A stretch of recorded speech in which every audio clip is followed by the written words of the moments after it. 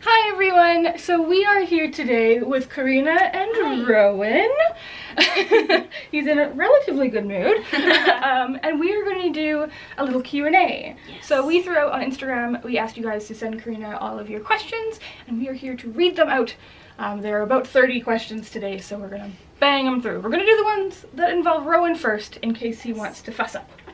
Isn't that right? I guess first of all, I should just say, hello. It's been a long time since I've been on the YouTube channel. And this is the reason. Yeah, so Rowan was born on January 5th.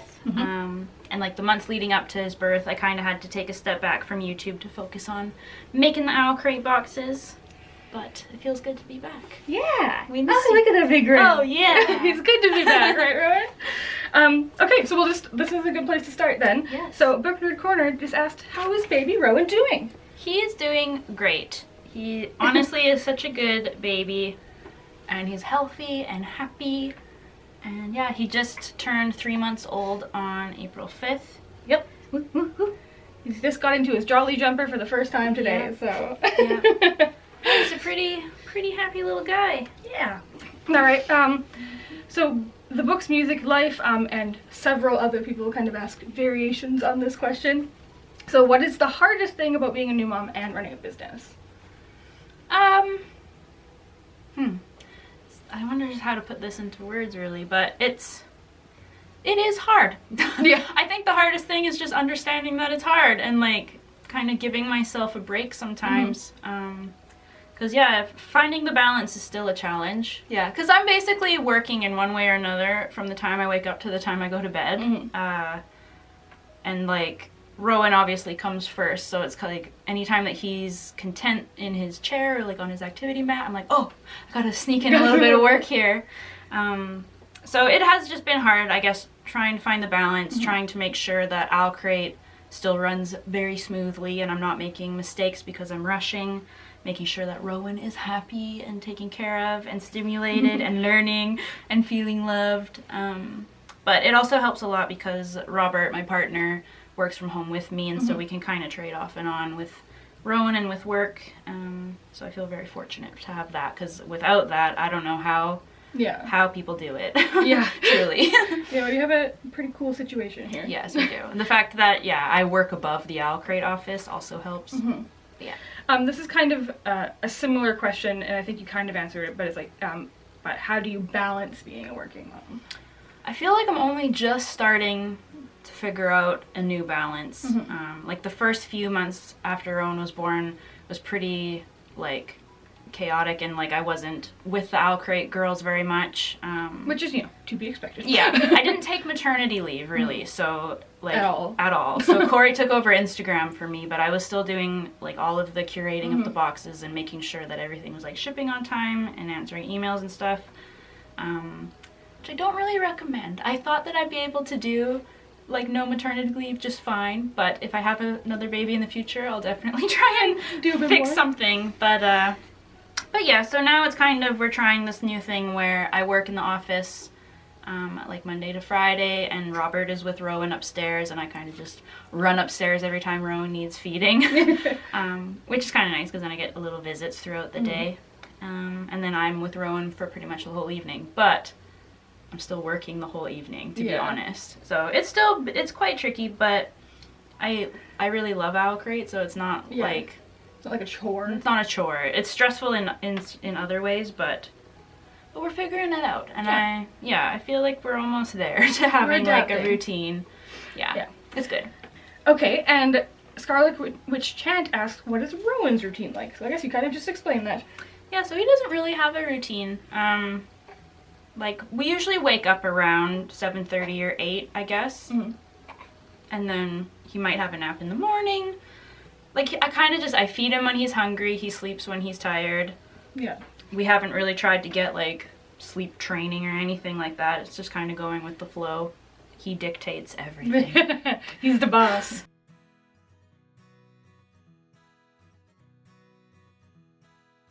ML Dunn is asking, do you bring Rowan to work with you? I have. Yeah. Yep.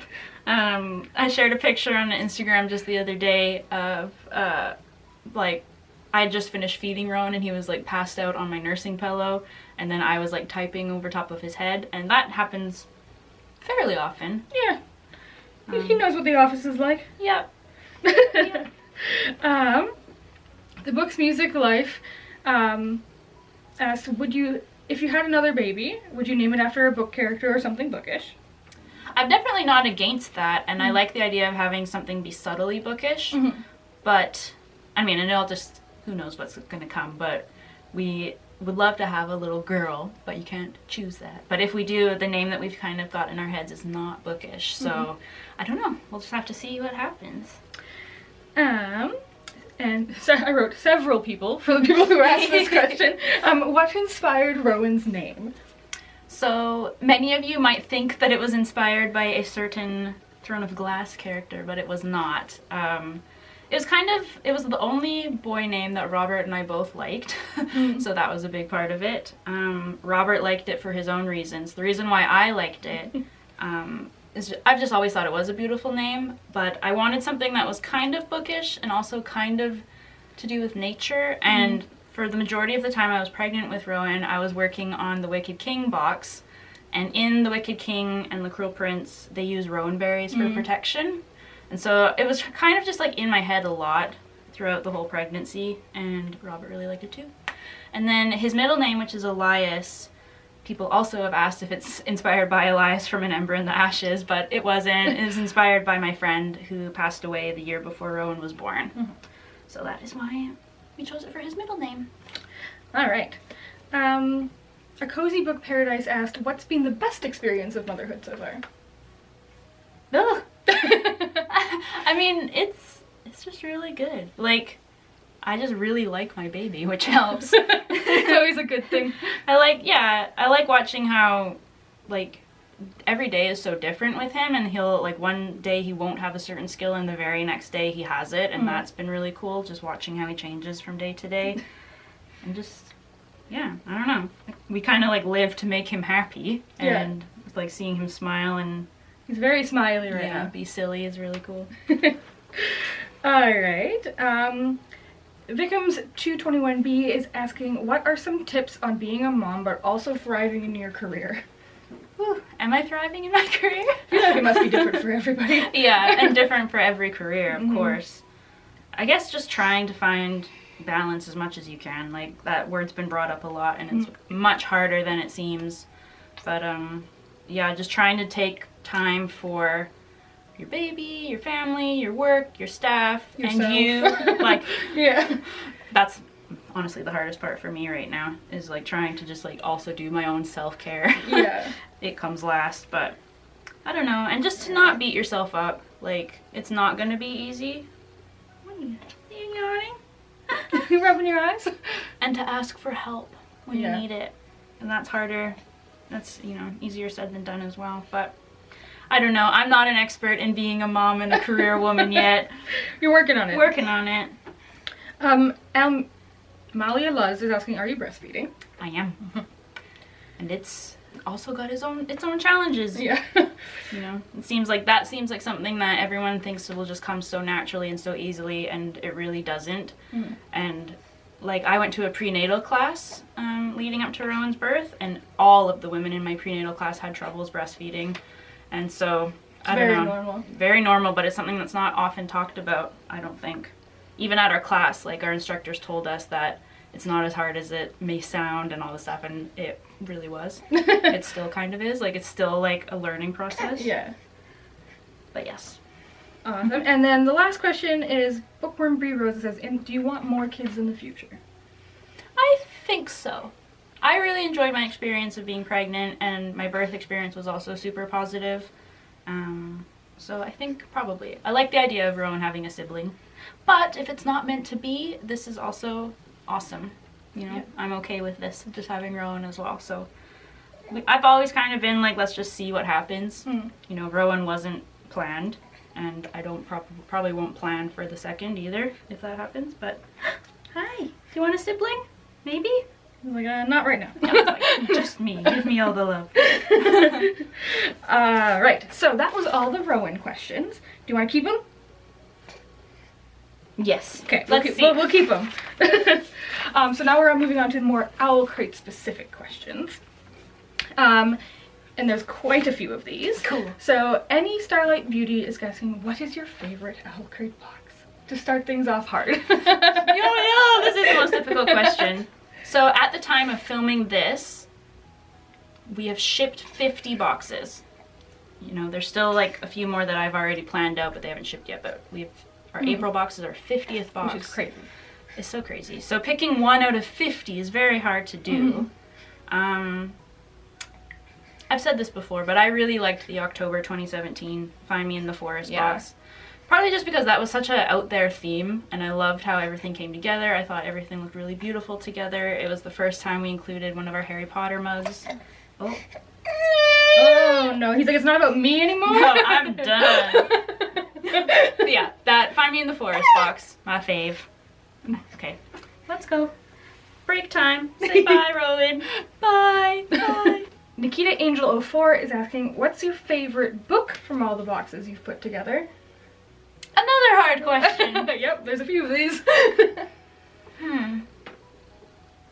I guess like the ones that have just stuck with me the longest, like I obviously like every single book that I pick for OwlCrate, but I think The Serpent King by Jeff Sentner is probably the one that I still think about a lot, and it like really emotionally affected me. Yeah. Probably that one. That's way back. Way back. For the love of books. Oh, sorry. Excuse me. I skipped one. The Reading Rebel's asking, what is your favorite item you put in the box? Wow. We're getting these ones out of the way real early. You guys. Oh my gosh, there's so many. Okay, so I can't just pick one, but our Harry Potter mugs, I'm sure that's a favorite for most people. The Harry Potter umbrella from this February's box. What else do I really like? The wall tapestry from last February. The one that says books fall open, you fall in. I also really like the beach towel. Yeah, me too. Just because like I couldn't, but you know, there's ideas I have for items and I'm like, there's no way I'll be able to fit that in a box. So whenever it works, I'm like, perfect. Sweet. Yeah, so I think those are probably my top cool. items. For the love of books is asking, what was the process of curating your first ever box like? Well, I guess it kind of went along the same lines that it does now, but there was like a lot less people involved. So we decided like when we wanted to launch, which was February 2015, and so we knew that that was going to be our first month, so I was trying to do my own research about which books were coming out then, and A Darker Shade of Magic by V.E. Schwab was about to come out. I had just read Vicious, I believe, and really liked it, so I was looking forward to that book, even though not that many people were super into V.E. Schwab at that time. And I picked it as our first book, and then I feel so grateful because the publisher really believed in what we were trying to do from the very beginning, and so the person that I was working with at Macmillan at that time was just so supportive. She got us really cool promo items without me even having to like ask or fight for it, and yeah, she just really believed in OwlCrate immediately, which really helped. And then I don't know, I kind of just picked a theme, which was fantasy. It was just fantasy. Our themes were so much more basic back when we first started. And then, yeah, just kind of picked items to go with it, which, like, looking at that box, it almost makes me laugh now because it had so few items compared to what we do now. A lot less exclusives, that kind of stuff, but gotta start somewhere. Yep. And then I packed all the boxes myself on my basement floor. There's 250 our first month, which is cool. And it was not a big basement floor. No, it wasn't. My back hurt. The Animagus Black is asking, you can only pick one book per month normally. Is there a book that you really wish you had included? So the book that feels like, I don't know, we were talking about this a little while ago, and you brought up the fact that we had a chance to read Six of Crows, but we didn't, because and like we just had no idea how big that book would become either. And so looking back now, we're like, oh man, that would have been so cool to have the opportunity to read like an early copy of that. Same with An Ember in the Ashes. Those are just two books that now we're like obsessed with. A more recent one is Children of Blood and Bone. I was really hoping to be able to include that book, but I just didn't. The manuscript took a long time to finish, which makes sense because it's a big book. Yeah. And I just couldn't get that early copy like soon early enough to really consider it, but that's probably the only book that I can like just think of off the top of my head that I really would have liked to have included. Books Music Life is asking, what made you decide to make a subscription service? So I wanted to start my own business, and I'd had Etsy shops and things like that in the past, and so my original idea was to do just an online store with like gifts for bookworms, but then Robert was the one who had the idea of turning it into a subscription service, and we kind of chose that just because it seemed like a lot of fun. You don't have to like store a whole bunch of inventory. You know, like you bring your inventory in, you pack your box, and then you ship it out. So like for the most part, it leaves your warehouse, which just felt like, you know, less stress. And we didn't have to put a whole lot of money down to start the business because our subscribers pay in advance. And we wanted to do something without needing a loan. So those are kind of the main reasons why we decided to do a subscription box. When we started, it was still a fairly new thing, but like the big boxes like OwlCrate and Birchbox had already, you know, were doing really well, and so that's why we decided to make it into a box. It just seemed like a lot more fun to do like monthly themes and just a bit more creative than just having an online store. It's worked out. Yes, it has. Books and Libros is asking, what is a typical day like at OwlCrate headquarters, and what do you do during the day? I feel like there's no such thing as a typical day here. I feel like it's so different every day. On a day when Rowan is happy and behaving upstairs, let's say, I guess we start our day at like 10-ish in the morning. We're big on the ish. Yeah, we're very flexible. As long as everybody gets their work finished, it's kind of like you just do it at your own pace. But yeah, and we like all work together down here. We should do like a video tour of the office one day. I don't know, it's so different. Yeah. It usually just really, for me, depends on what has arrived in my email inbox. That kind of dictates the day. If I have free time, I'll like squeeze more reading in, more like creative brainstorming and stuff, but it's truly different from day to day. But most, like everything that I do, for the most part, is just all on the computer. Yeah. Sometimes we'll do live shows, which is really fun. Yeah. Yeah, we'll have staff meetings sometimes. I don't know. It's really different every day. It's very different than working in like a typical corporate office. Yes. We don't have our like lunchtime times nailed down or anything like that. So yeah. Sorry, that doesn't really answer the question. It's different. It's different every day. Also for Books and Libros is, what's the biggest lesson you've learned from being a business owner? I feel like just trying not to be so afraid and like trying to just really trust your gut. Your gut knows when something's good or bad for the most part. Yeah. There's been times where like my gut has told me something and I haven't listened and it has turned out to be bad. Yeah. And I'm like, why didn't I just trust your gut? Trust my instincts. And then the other thing is just to like just get things started and not worry so much about them being perfect right from the get-go. You know, if we had worried about making every little bit perfect, OwlCrate might never have launched. So just get started. You can fix things up as you go, as your customers tell you, feedback, things like that.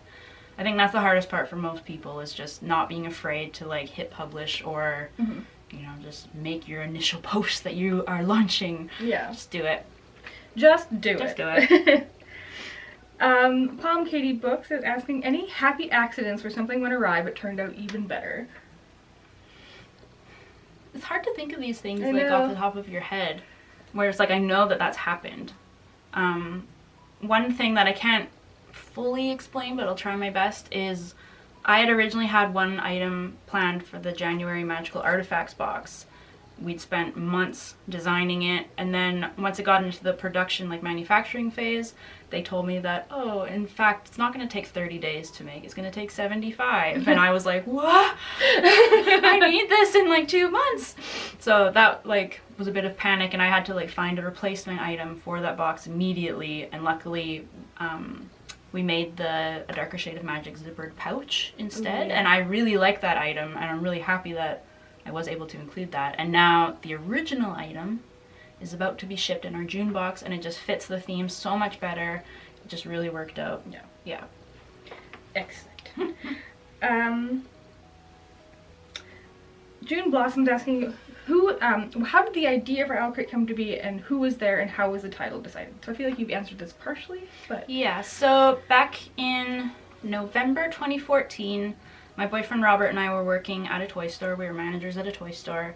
But I had always wanted to have my own business. That's been like my one big life goal. And I never really knew exactly what I wanted it to be. I just know I wanted to do something. And I wanted it to be something that made people happy as well. Like that was kind of just the one random goal of the business. And I wanted to be able to support myself. I didn't want to work retail anymore. And neither did Robert. So we kind of just made a decision to book a week off work and just like try and brainstorm an idea of a business we could do.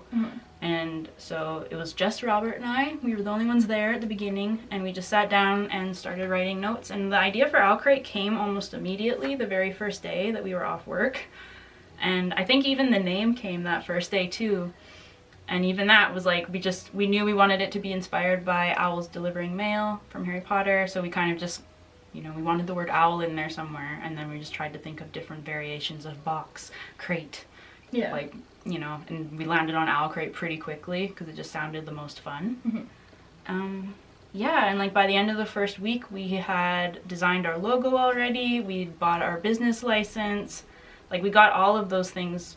We got our like domain, our URL or whatever. Did I answer every part of that question? I think so. Rachel Burns 92 is asking, what's your favorite thing about OwlCrate? I love so much about it. I'm truly realizing especially over like the last year or so, just like how much I love this business. Like it is a dream business. And I just can't believe that we still get to do it. And when we started it, we never thought it would get as far as it's gotten. It was kind of just a passion project, and it's just like blossomed.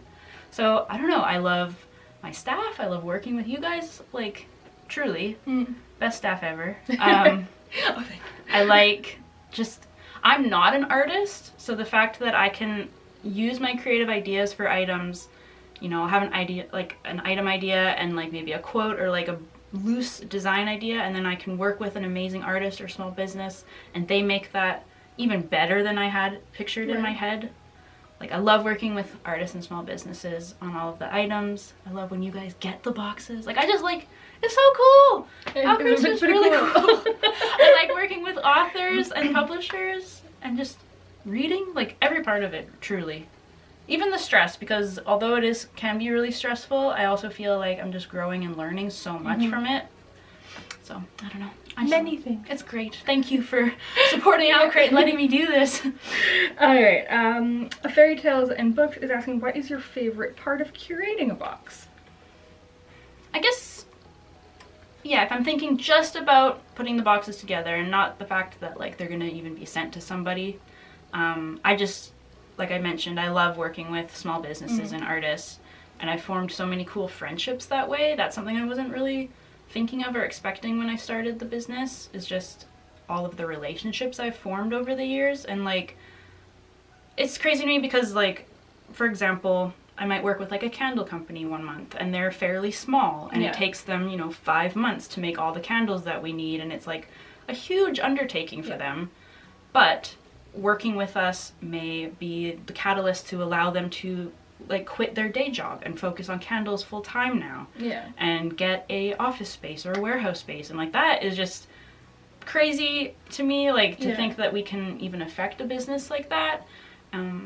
Like that's, I don't know, just being able to support other people in the book community with their dreams too is just a really cool thing. A Fairy Tale and Book has 2 more questions. What is your favorite box you've curated in 2019 so far? I mean, of the ones that have shipped already that I can publicly talk about, I really liked the February Whimsical Beast box. It's just so colorful and fun, and I just had a blast picking those items and working with those artists. Of the ones that haven't shipped at this point, June and July. Soon. And also, will there be any The Folk of the Air items in upcoming boxes? Probably, like, to be honest, probably not in the monthly boxes, because pretty soon I'm going to start working on our limited edition Queen of Nothing box. So I really want to focus my ideas for items for that box. Yeah. So until that box is done and shipped out next January, there probably won't be Folk of the Air items in the boxes. But after that, I'm sure. You know how obsessed I am with the cruel prints. All right, so we're down to the other category. Okay. There's only a few of these ones. Rami Katea, I apologize if I pronounced that wrong, is asking, do you have a cat? No, I wish I did. I do. Tortoise. My cat.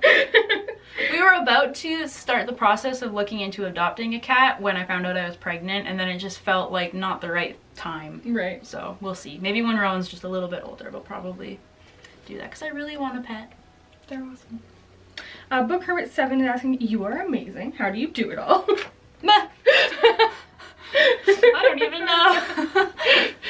One day at a time? Yes. That's kind of become like the new mantra, is like one day at a time. Yeah. Yeah. Yeah. Alright. Little Aussie Bookworm is asking your current favorite read. Oh, well, my most anticipated book of the whole year, I can't talk about because I chose it for an upcoming box. And it's probably one that you guys may not have heard of, like it's a bit more underhyped, but I was really excited for it and I read it and it was even better than I was hoping, and so you'll see it in an upcoming box. But why can't I think of other books I've read this year that I can talk about? I can't even think of books you've read this year. No. I don't know. Most of the books that I've been reading since Rowan was born are just for OwlCrate. I haven't really been reading like many backlist titles or things that I'm not considering just because I don't have as much free time. Yeah. So most of the books you will see in upcoming boxes. Yeah. Toasty Ghosty is asking, what's your all-time favorite book? Ooh. Or one of them. Probably Extremely Loud and Incredibly Close by Jonathan Safran Foer. Yeah. Yeah. That one sticks in my mind. I was trying to read it like every year, but it's been a while since I did reread. Yeah. But yeah. And I really like The Perks of Being a Wallflower as well. And The Cruel Prince, you're obsessed. Yeah. Recent reads, The Cruel Prince, for sure. Cooper Hokusima author, who is your biggest inspiration? Oh, wow.